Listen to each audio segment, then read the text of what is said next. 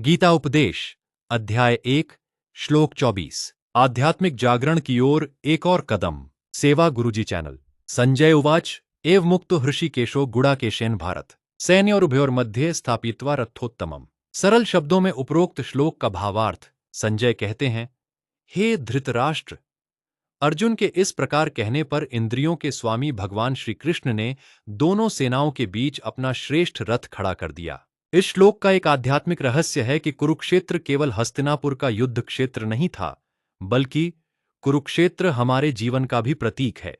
हर मनुष्य के भीतर प्रतिदिन एक युद्ध चलता है। एक ओर सत्य, धर्म, कर्तव्य, संयम और विवेक होते हैं, और दूसरी ओर मोह, अहंकार, भय, लोभ, क्रोध और आसक्ति।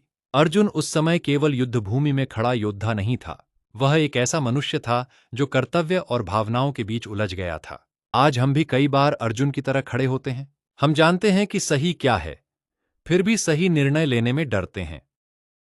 हम सत्य को पहचानते हैं, लेकिन रिश्तों, समाज या अपने स्वार्थ के कारण उससे समझौता कर लेते हैं। यही हमारा आधुनिक कुरुक्षेत्र है। इस श्लोक में भगवान श्री कृष्ण के लिए एक विशेष नाम आया है, ऋषिकेश, यानी इंद्रियों के स्वामी। यह नाम अपने आप में एक शिक्षा है। मनुष्य की सबसे बड़ी समस्या बाहर की परिस्थितियां नहीं, बल्कि अपनी इंद्रियों और मन पर नियंत्रण का अभाव है। अहंकार कहता है, मेरी बात ही सही है, और फिर मनुष्य अपने ही विचारों का बंदी बन जाता है। लेकिन जब जीवन की लगाम ऋषिकेश श्री कृष्ण के हाथों में सौंप दी जाती है, तब जीवन की दिशा अपने आप बदलने लगती है। श्लोक में अर्जुन को गुडाकेश कहा गया है। क्यों? गुडाकेश का अर्थ है जिसने निद्रा पर विजय प्राप्त कर ली हो। आध्यात्मिक दृष्टि से निद्रा केवल सोना नहीं है।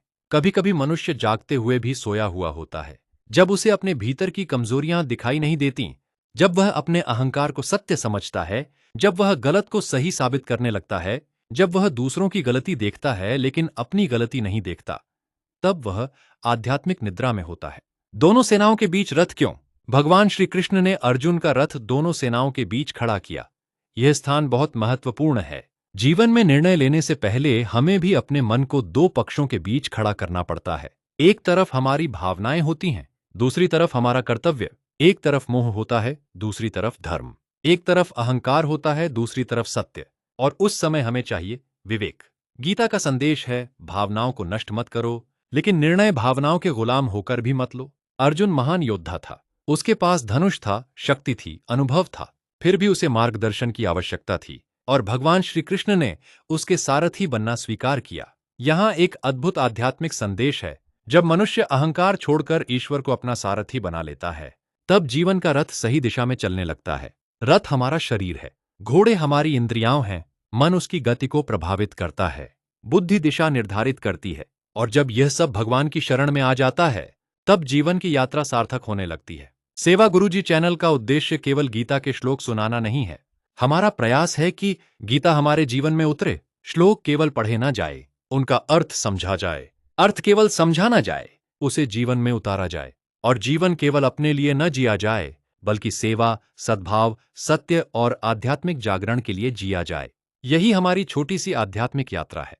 ईश्वर से एक छोटी सी प्रार्थना, हे श्री कृष्ण, हमारे जीवन के रथ के सारथी बनिए।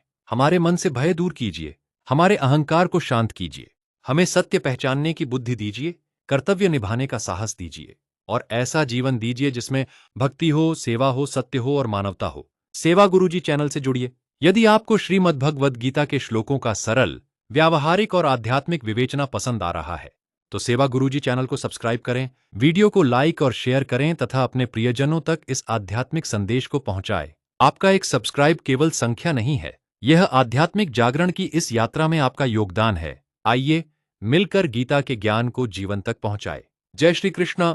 राधे राधे। ओम नमः शिवाय। गुरुजी सदा सहाय।